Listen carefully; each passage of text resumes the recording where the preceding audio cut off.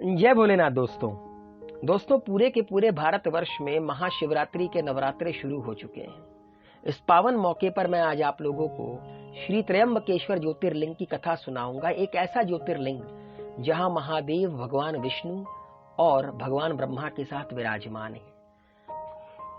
नासिक से 30 किलोमीटर की दूरी पर स्थित गए गोदावरी नदी के किनारे त्र्यंबकेश्वर ज्योतिर्लिंग की कथा कुछ इस प्रकार से है कि दोस्तों, वो क्षेत्र जहां पर आज त्र्यंबकेश्वर ज्योतिर्लिंग है, वहां पर कभी महर्षि गौतम रहते थे अपनी पत्नी अहिल्या के साथ। एक बार क्या होता है कि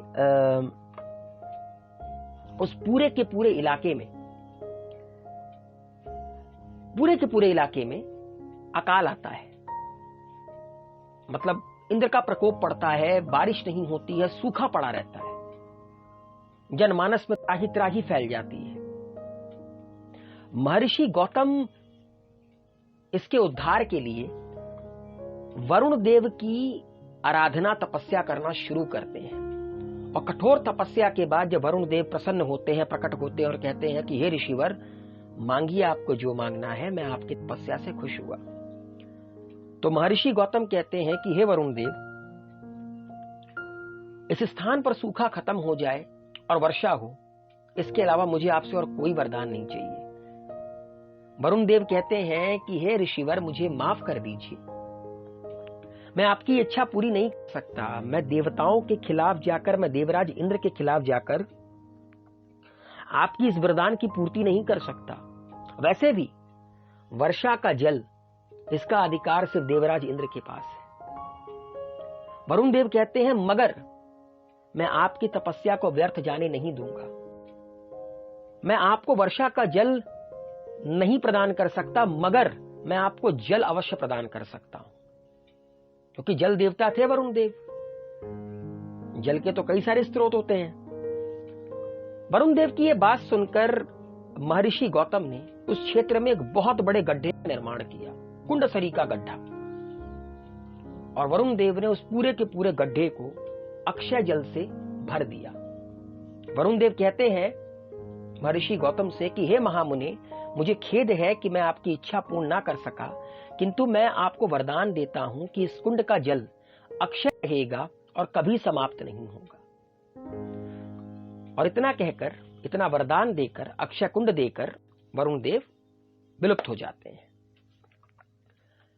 जब देवराज इंद्र को यह बात पता चलती है तो देवराज इंद्र आगे चलकर महर्षि गौतम से इस घटना का बदला उनकी पत्नी अहिल्या के अस्तित्व को भंग कर लेते हैं। और आगे की कहानी आप लोगों को पता है कि किस तरह माता अहिल्या को भगवान राम ने मुक्त किया था उनके श्राप से, जो उनको गौतम ऋषि ने दिया था इंद्र के छल के कारण।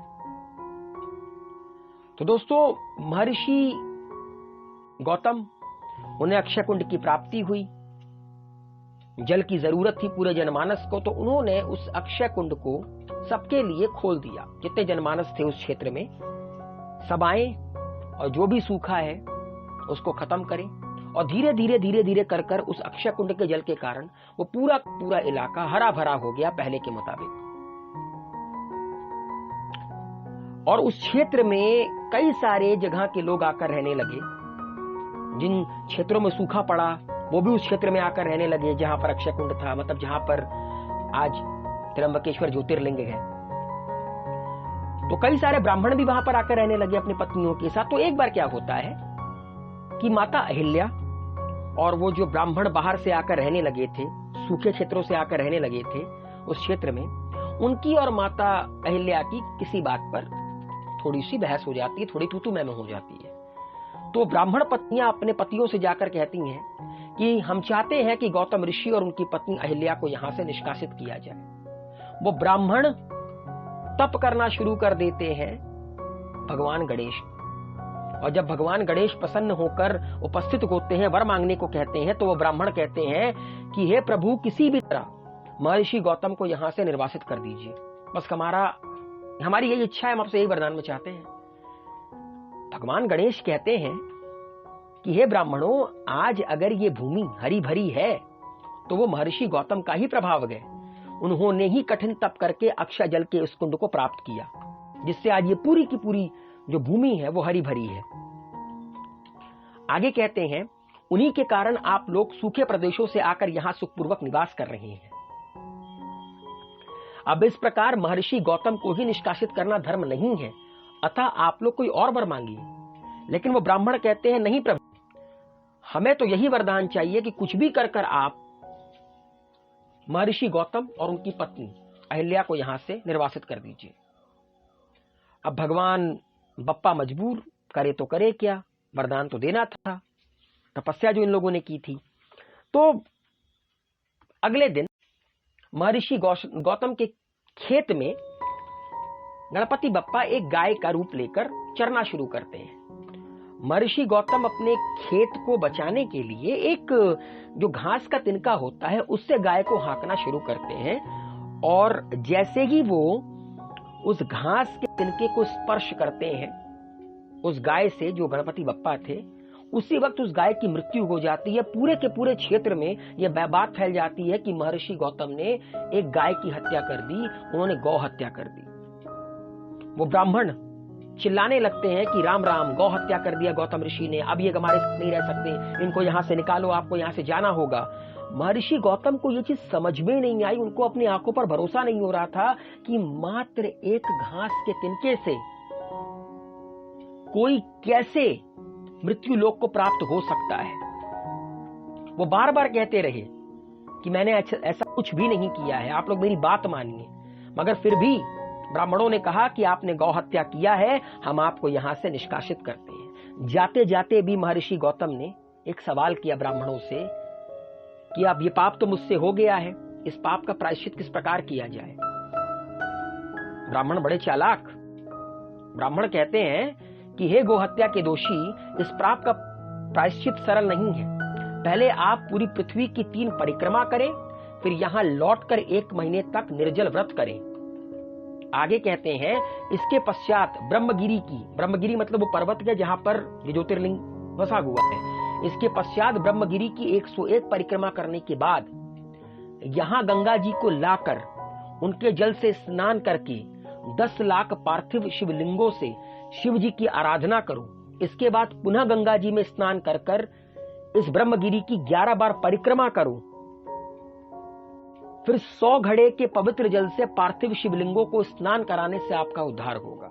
जानबूझकर ब्राह्मणों ने इतनी कठिन तपस्या बताई, क्योंकि इनको लगा कि महर्षि गौतम ऐसा कर नहीं पाएंगे, और ऐसा कर नहीं पाएंगे तो कभी भी अपनी आत्मग्लानि से उन्हें मुक्ति नहीं मिलेगी और वो कभी लौटकर वापस नहीं आ पाएंगे। लेकिन महर्षि गौतम तो महर्षि गौतम थे, उन्होंने ये सब कुछ किया।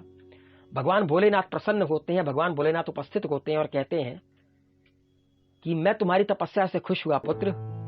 महर्षि गौतम कहते हैं कि हे महादेव, आप कृपया मुझे गोहत्या के पाप से मुक्त कर दीजिए। मगर महादेव को तो सारी बातें पता थी कि महर्षि गौतम ने किसी भी तरह की गोहत्या की नहीं है। महादेव कहते हैं कि पुत्र, तुम सर्वथा निर्दोष हो, जब तुम्हें गोहत्या का पाप लगा ही नहीं है तो उससे निदान किस प्रकार का। आगे महादेव उन्हें वो सारी बातें बताते हैं और कहते हैं कि ये सब इन ब्राह्मणों द्वारा किया गया छल है, जिस कारण तुम्हें इतना कष्ट उठाना पड़ा। मैं अभी इन सभी को भस्म कर देता हूं। भगवान भोलेनाथ बिल्कुल गुस्से में थे कि ये गलत हुआ एक मानव के साथ, वो मानव जिसने हमेशा जनमानस के बारे में सोचा। महर्षि गौतम भगवान भोलेनाथ से कहते हैं कि हे महादेव, आप कृपया उन्हें क्षमा कर दें। मैं तो उनका आभारी हूं कि उनके इस छल के कारण मुझे आपके दर्शन प्राप्त हुए। भगवान भोलेनाथ महर्षि गौतम की बात मान लेते हैं, लेकिन इतनी तपस्या की थी तो वरदान तो बनता है। तो भगवान भोलेनाथ कहते हैं कि मांगो, बस जो वरदान मांगना है मांगो। तो महर्षि गौतम कहते हैं कि हे प्रभु, मैं आपसे लोक हित के लिए गंगा को इस क्षेत्र में मांगता हूं, ताकि इस क्षेत्र में कभी पानी की कमी ना हो। और इतनी बात सुनकर भगवान भोलेनाथ अपनी जटाओं को खोलते हैं और गंगा की एक धारा, जिसको हम गोदावरी कहते हैं, जिसको हम गौतमी भी कहते हैं, वो उस क्षेत्र में बहना शुरू हो जाती है। और इतना वरदान देकर भगवान भोलेनाथ विलुप्त हो जाते हैं। लेकिन भगवान भोलेनाथ के विलुप्त होने के बाद पाया जाता है कि वो जो गोदावरी नदी थी, वो जो गौतमी नदी थी, वो धीरे धीरे धीरे विलुप्त होने लगती है। तो वो जो गौतमी नदी थी, वो जो गौतमी माता थी, वो गौतम ऋषि से कहती हैं कि हे महर्षि, मैं यहाँ केवल एक शर्त पर रुक सकती हूँ कि अगर मेरे स्वामी भगवान शिव भी यहाँ रहे। तो फिर माता गौतमी और गौतम ऋषि भगवान भोलेनाथ की आराधना करते हैं और कहते हैं कि हे महादेव आप यहीं पर रहिए। और तब जाकर दोस्तों यहाँ पर त्र्यंबकेश्वर ज्योतिर्लिंग की स्थापना होती है। तो सोचिए दोस्तों, जिन्होंने जनमानस के लिए इतना कार्य किया उनको लोगों ने दुत्कार दिया छोटी सी बातों पर, मगर भगवान को सारी बातें पता होती हैं। इसीलिए दुनिया में ना हमेशा ना लोगों के बारे में अच्छा सोचो, यकीन मानो तुम्हारा कोई बागी का नहीं कर सकता, कोई तुम्हारा कुछ भी नहीं बिगाड़ सकता, है ना भोलेनाथ। चिंता करने की क्या बात है। तो उम्मीद है दोस्तों आज की कहानी आप लोगों को पसंद आई होगी। मुलाकात होगी अगले सफर में, तब तक के लिए अलविदा। अपना ख्याल रखिए आप लोग।